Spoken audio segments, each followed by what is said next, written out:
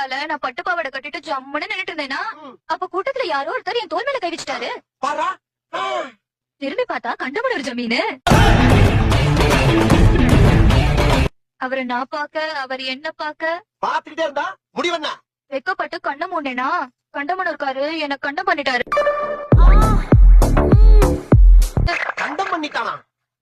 அப்புறம் கண்டமனூர்காரர் விஷயம் அவங்க அண்ணனுக்கு தெரிஞ்சு போச்சு. தெரிஞ்சு போச்சா? அவங்க அண்ணன் தம்பிக்காரத கொலையா கொண்டுப்பானே.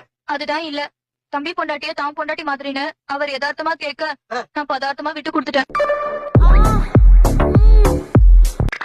பதார்த்தமா விட்டு கொடுத்தியா? புதுசா இருக்கு. சரி, 2 பேரும் சேர்ந்து வாழ்க்கை விளையாண்டாங்க, போய் தொலைது. இந்த விஷயம் வேற யாருக்கும் தெரியாத. நானும் அப்படிதான் நினைச்சேன். ஆனா இந்த விஷயம் வீட்டு வேலைக்காரனுக்கு தெரிஞ்சு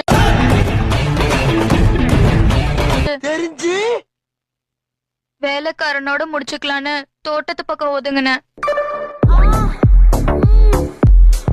ஆனா தோட்டக்காரனும் பாத்துட்டான். அவனாலதான் என் வயித்துல புழு பூச்சி உண்டாச்சு.